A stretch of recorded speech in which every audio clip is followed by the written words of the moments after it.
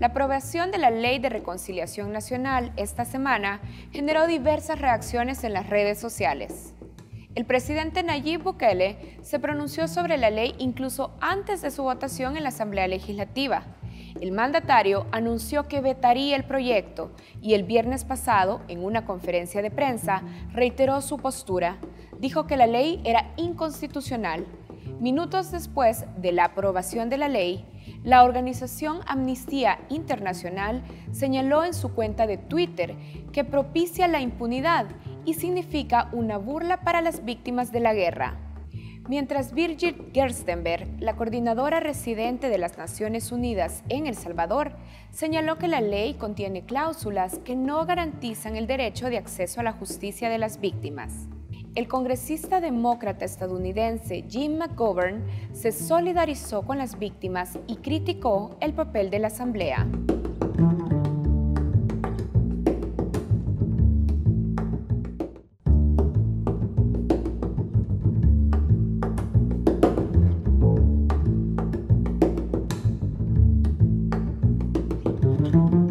Continuamos en la mesa de entrevista de Matices. Está conmigo el abogado Lisandro Quintanilla. Lisandro Quintanilla es abogado defensor de algunos de los implicados en el caso del asesinato de los jesuitas y también está participando como defensor en el caso que actualmente se encuentra ya en juicio, en etapa de instrucción, de El Mozote.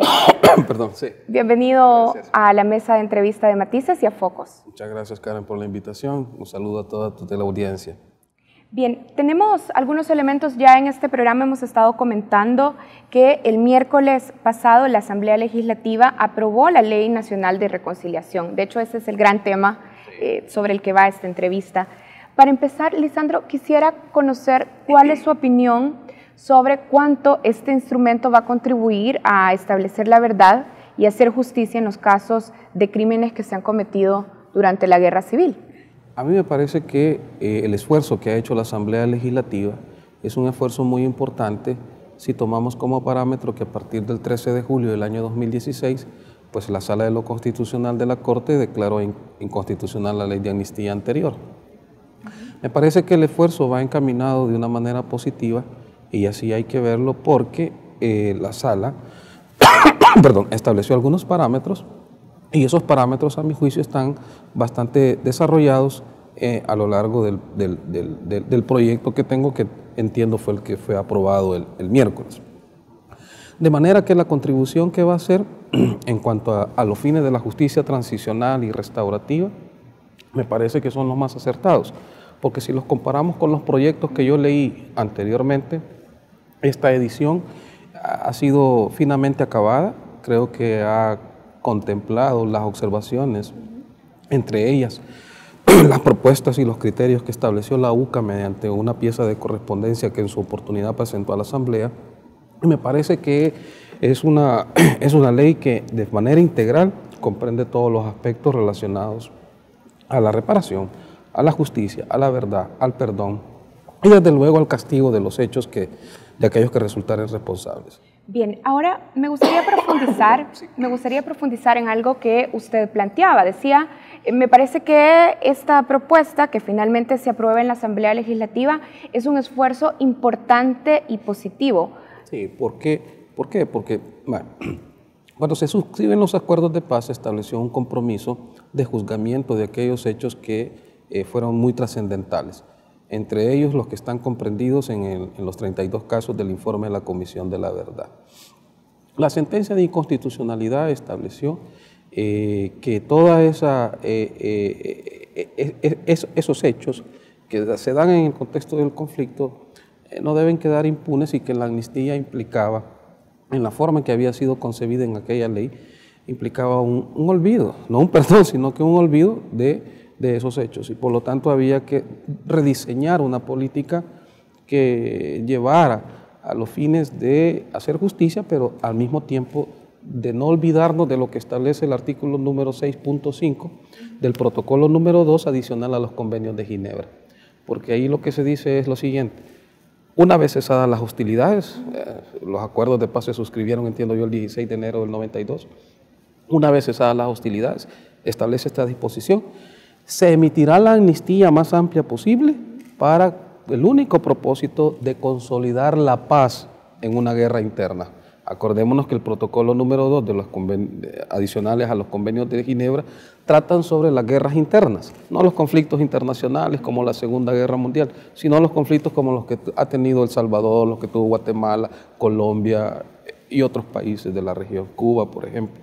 Entonces, España misma, a ese tipo de conflictos se aplica este campo normativo y por lo tanto yo soy del criterio que ahora sí se le da respuesta a todos estos hechos y por lo tanto la contribución que hace a los fines de consolidar la paz, a mí me parece que esta legislación es la más certera, es la más adecuada. Bien, hablemos de los parámetros de la sala y de hecho hablemos también sobre lo que los mismos representantes de las organizaciones de víctimas han estado poniendo justamente en el debate público. Por ejemplo, usted dice que se cumplen con los parámetros, pero por ejemplo, hay un elemento que parece amenazar la imprescriptibilidad de los delitos de lesa humanidad. Por ejemplo, al juzgamiento de los crímenes, como dice la ley, va a tener una vigencia de 10 años. Esto estaría contradiciendo los parámetros internacionales sobre la imprescriptibilidad de delitos también. Probablemente sí, pero hay que tomar en cuenta lo siguiente. La justicia es de carácter restaurativo, pero esencialmente transicional. Y aquí es donde está el secreto para poder interpretar la ley. ¿Por qué es transicional? Yo lancé duras críticas a la sentencia de inconstitucionalidad de la ley de amnistía precisamente por el criterio de la transicionalidad. Hombre, si del 16 de enero de 1992 al 13 de julio del año 2016, ¿cuántos años transcurrieron? ¿Cuántas generaciones pasaron? No sé cuántos años tenía usted en el 92, está muy joven. Yo por lo menos estaba en los primeros años en la universidad. O sea, después de nosotros nos graduamos, hicimos la vida, vinieron otras generaciones y al parecer el asunto estaba bastante resuelto en la conciencia de la sociedad. Así que si el no establecer un margen de tiempo para la aplicación de la ley, eso sí va en contraposición a la naturaleza transicional de la ley. ¿En función de qué está la transición? En función de la guerra a la paz. No podemos pasar eternamente juzgando casos que se dieron en el contexto del conflicto armado, ¿verdad? Que no tengan la finalidad de consolidar la paz. Ahora, Lisandro, pero usted decía, bueno, esta ley cumple los parámetros de la sala. Y yo tengo aquí uno de los elementos de la sentencia de la sala y dice, no podrá invocarse el tiempo de vigencia de tales disposiciones para entorpecer, demorar o negar el ejercicio efectivo e inmediato de los derechos reconocidos en las normas constitucionales e internacionales analizadas en esta sentencia. Sí, pero esa consideración es la respuesta que le daban, dijéramos, a todas aquellas voces que decían no podemos aplicar retroactivamente las normas del Código Penal de 1998 porque ellos establecían el artículo 32 del Código Procesal Penal, decía en aquel entonces del 98, serán aplicables, es decir, no prescribirán los delitos de lesa humanidad y crímenes de guerra a partir de la entrada en vigencia de este código. Y los crímenes de guerra y lesa humanidad fueron establecidos en nuestra legislación interna a partir del Código Penal de 1998. A eso se refiere esa consideración que usted hace referencia, porque la sala dijo, momento, el derecho internacional, es decir, los convenios de Ginebra, la violación a los convenios de Ginebra, que El Salvador suscribió desde 1977, fue antes de la Constitución del 83 y antes del Código de 1998. Por lo tanto, ustedes no pueden invocar ninguna norma que obstaculice la aplicación de estos principios del derecho internacional humanitario y del derecho internacional de los derechos humanos, sobre pretexto de que esas normas no son aplicables en el tiempo. Entonces aquí lo que hay que distinguir, Carla, son dos cosas. Uno es la aplicación de la ley penal, que nosotros le llamamos ley penal adjetiva, que está creo que por el artículo 60 y algo. Y otra es la aplicación de la norma adjetiva, es decir, la norma procesal. Para que las personas entiendan es, ¿dónde están los delitos contemplados y sancionados? En el Código Penal. ¿Y dónde están las formas para llegar a castigar a estas personas? En el Código Procesal Penal. Lo que la sala está diciendo es que no podemos invocar el principio de legalidad o retroactivamente porque esas normas del derecho internacional sí estaban vigentes desde 1977. Ahora, Lisandro, volviendo al asunto del parámetro sobre la imprescriptibilidad, también quiero retomar algo que las organizaciones de las víctimas también han expresado en esta mesa, y es que uno de los puntos más polémicos de la ley que se aprobó es la imposición de un plazo de 12 meses para que la Fiscalía General de la República evalúe si un caso denunciado tiene indicios de ser un crimen de lesa humanidad o de guerra. Es decir, mira, yo creo que te lo voy a decir, de una manera lapidaria. Estas personas o son o se hacen, ¿verdad? Y te lo voy a decir porque... ¿Las víctimas? No, las víctimas no. Las organizaciones que están apoyando a las víctimas. Porque te voy a poner un ejemplo. Colombia. Es un país grandísimo.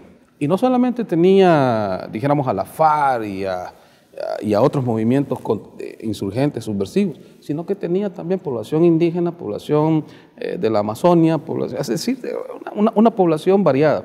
Su sistema político es mucho más grande que el nuestro, su población es mucho más grande que el nuestro, y costó mucho crear el sistema de justicia transicional y restaurativa. Uno de los criterios que también se dio en Sudáfrica en la época de Mandela y en Yugoslavia, una vez desactivados los conflictos internos en aquellas épocas de la guerra yugoslava, fue la selectividad de los casos y el tiempo de aplicación de las normas. Porque hay que entender, y por eso te digo, o son o se hacen, hay que entender que los parámetros internacionales que tenemos de la justicia restaurativa y transicional, necesariamente tenemos que acudir a instrumentos de selectividad y de selectividad de los casos y el tiempo de aplicación, porque no vamos a pasar eternamente juzgando los casos. Este argumento, yo he escuchado a David Morales, he escuchado a la otra persona del arzobispado decir esto, si ellos mismos, que se supone que son conocedores del derecho internacional y se precian de ser titulares de la verdad en ese campo, saben perfectamente que incluso los protocolos 2 de la Convención de Ginebra establece que no puedes aplicar esa legislación en todo el tiempo. Te voy a poner un ejemplo, caso El Mozote. ¿Cuál sería un criterio para usted de tiempo que no afecte el derecho a la verdad y a la justicia para las víctimas? Los 10 años que están establecidos en la ley me parece que son más que suficientes. Te voy a poner... ¿Por qué? Por la imposibilidad. Caso El Mozote, agarramos el caso El Mozote, autóctono de nosotros. Fíjate bien. Tienen un lugar, excavan varios sitios y encuentran restos óseos. ¿Cuál es la prueba científica que nos establecen de que el hueso A pertenece a una persona que está afiliada, es decir, la afiliación de esa persona? No podemos. 1. 2.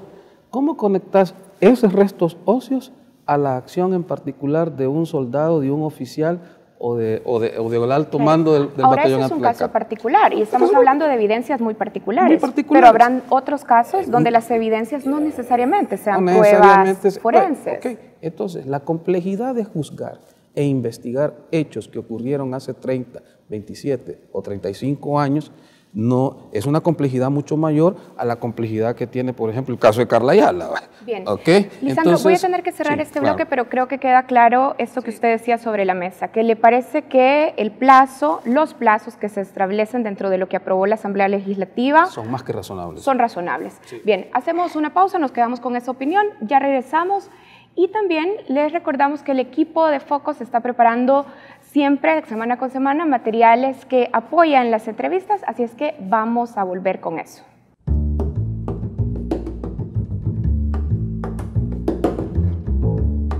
Estamos de regreso en la mesa de entrevista de Matices. Esta noche está con nosotros el abogado Lisandro Quintanilla, defensor de implicados en el caso Jesuitas y además en el caso Mozote. Lisandro, estábamos hablando ya en términos generales en el bloque anterior sobre lo que ha aprobado la ley, la Asamblea Legislativa en lo relativo a la Ley de Reconciliación Nacional. Ahora, quiero hablar también sobre los elementos que permitirían la reducción y sustitución de penas. Usted decía en el bloque anterior que incluso la UCA se había pronunciado sobre este tema, pero conversando justamente con representantes de las organizaciones de víctimas, hablábamos sobre la oposición que ellos presentan a este elemento de que se reduzcan y se sustituyan las penas. ¿Cuál es su criterio sobre estos elementos? Hay una pregunta que siempre debe saltar a la palestra.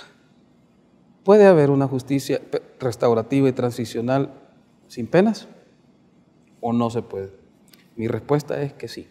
De hecho, este es uno de los temas más debatidos en la justicia internacional de los delitos atroces. Lo voy a interrumpir aquí. Sí. ¿Cómo entiende usted penas? O sea, sanciones. Sanciones. Castigos. Estamos hablando específicamente de ir a centros penales. Estamos hablando de una pena de prisión.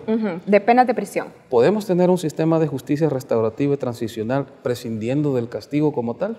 Prescindiendo del castigo de prisión. Prescindiendo del castigo de prisión. Y la respuesta es sí. Este es un asunto que está en amplio debate en el derecho comparado, en el derecho internacional. Hay un autor muy autorizado que se llama Kai Ambos, que los que se precian de saber de justicia transicional y restaurativa ya debieron haber leído, que por cierto asistió a la comisión, a la creación del sistema de justicia restaurativa y transicional en Colombia. Pero el Estado tiene la obligación de impartir justicia. Sí, pero lo que sucede es que en la justicia transicional y restaurativa hay un sacrificio, hay una relación de costos-beneficios. ¿Qué es lo más importante en la justicia transicional y restaurativa? Conocer la verdad. Las víctimas, al fin y al cabo, lo que necesitan saber es dónde está enterrado el cadáver de su familiar, dónde lo secuestraron, dónde murió, dónde lo pueden ir a traer y que le pidan perdón. Ese es el objeto de esto. Si usted se recuerda en los juicios de la justicia transicional y restaurativa de Sudáfrica, por ejemplo, bastaba con que los imputados pidieran perdón a las víctimas y eran prácticamente exonerados de toda responsabilidad. Eso sucedió porque Mandela fue un único personaje en la historia. Pero en Colombia, por ejemplo, se dosificaron las penas. Hablemos justamente de eso, porque volviendo a la sentencia de la Sala, justamente la sentencia de la Sala habla de que tienen que aplicarse, por ejemplo, penas de cárcel proporcionales y con dosimetría, dice la sentencia de la Sala, a favor de las víctimas. ¿Por qué? Porque la pena tiene una función, dentro de muchas, que le llamamos función retributiva. ¿Ok? La pena vino a sustituir la venganza privada, ojo por ojo, diente por diente. La pena, el castigo, es la manifestación más razonable del poder del Estado para sancionar a sus administrados, a nosotros, a los ciudadanos que se comete delito. Si no, pues aquí fuera cada quien hace su justicia. Esa es la retribución. Tú cometiste un delito, te mereces un castigo. En otras palabras es, quien comete un delito niega el ordenamiento jurídico. La pena es la negación de la negación. Al final restauramos el ordenamiento jurídico a través de la pena. Ahora, Lisandro, pero usted diría entonces que lo que ha aprobado la Asamblea Legislativa cumple con los parámetros de la sentencia de la Sala si da la posibilidad de que una persona declarada culpable por crimen de lesa humanidad ni siquiera vaya, por ejemplo, a una prisión, a un centro penal. Claro que sí. Yo te estoy diciendo que ese es uno de los temas más debatidos a nivel del derecho internacional, del derecho comparado. Ahora bien, nosotros no estamos preparados para una dosimetría de esa naturaleza. Tal vez si fuéramos suecos, ¿verdad? Que están cerrando las cárceles allá, que ya casi nadie está en detención preventiva. Pero nosotros, en nuestra realidad salvadoreña, nos está diciendo de que sí estamos exigiendo un castigo para no generar la sensación de impunidad de este tipo de hechos. Pero los castigos, y repito, el quid de la cuestión de la justicia transicional y restaurativa es reconciliarnos.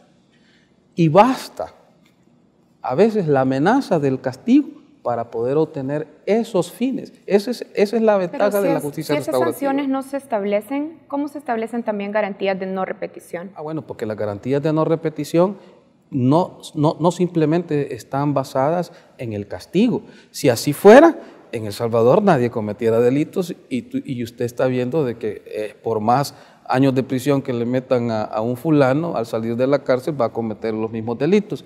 Lo que pasa es que las garantías de no repetición, y si leemos la ley, están basadas en otros aspectos que hacen referencia a aspectos sociales, a aspectos educativos, a aspectos económicos, a compromisos que el Estado asume para evitar que esas cosas sucedan. Bien, Lisandro, usted es defensor, yo lo decía en la introducción, de dos implicados en el caso del asesinato de los padres jesuitas y dos de sus colaboradoras en 1989, el general Cepeda y el coronel Elena Fuentes. Ahora, ¿cómo cambiaría la entrada en vigencia de la ley de reconciliación la situación de sus defendidos y en particular la solicitud de extradición a España? El tema de la extradición ya está, es agua pasada, ¿verdad? La Corte en pleno denegó la extradición a España. pero internamente todavía estamos esperando que la Sala de lo Penal resuelva un recurso de casación y que la Fiscalía presente un requerimiento si es que declaran sin lugar el recurso de casación. Como no se ha presentado un requerimiento ante el juez de paz, se aplica esta ley. Pero, mucho más importante... Es decir, cuando entre en vigencia... Si es que superan sus defendidos... Mis defendidos serían beneficiados con esta ley. ¿Por qué? Porque cuando usted se va al artículo 58 de la ley, ahí literalmente le dice, ¿cuáles son los casos sujetos de aplicación de la ley? Te dice, los cometidos durante el conflicto armado del 1 de enero del 80 al 16 de enero del 92, incluyendo aquellos relacionados en el informe de la Comisión de la Verdad, que esto también lo establece la Sala de lo Constitucional en la sentencia de inconstitucionalidad. Como usted también es defensor del general Walter Salazar, en el caso del Mozote, queda claro, y en función también de esto que está leyendo, ¿cómo se afectaría ese caso? También se aplica acá, porque ese es por dos razones. Ambos casos, jesuitas y el Mozote, se aplican a esta normativa por dos razones. Primero, porque son de los 32 casos que forman parte del informe de la Comisión de la Verdad.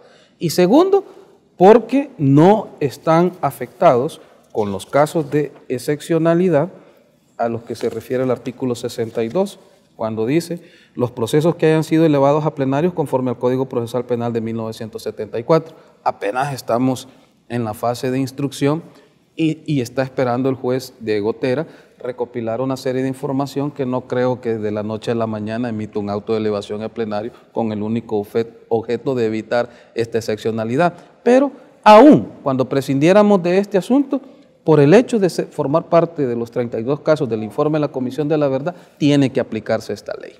A ver, hablemos también de lo que han dicho las organizaciones de víctimas sobre la debilidad con la que se establece la responsabilidad patrimonial para los que resulten condenados por crímenes de lesa humanidad. ¿Deben los acusados y los que sean encontrados culpables por crímenes de guerra responder con su patrimonio? Yo creo que no, porque la guerra obviamente fue el Estado versus el Frente, ¿verdad? Hasta en eso hemos salido favorecidos, ¿verdad? Porque gracias a Dios en aquel momento el Frente se unificó, se formó el FMLN y solo hay una entidad de aquel lado a la que hay que perseguir. Yo lo que creería es que el Estado y el FMLN son los principales responsables de cualquier violación que se haya cometido en contra de las víctimas por los delitos de lesa humanidad o crímenes de guerra que se hayan cometido. Pero el artículo 245 de la Constitución establece esto: los funcionarios y empleados públicos responderán personalmente y el Estado subsidiariamente por los daños materiales o morales que causen violando derechos constitucionales. Sí, pero la reparación no necesariamente tiene que ser pecuniaria. Además, como esta es una ley de carácter especial, y repito,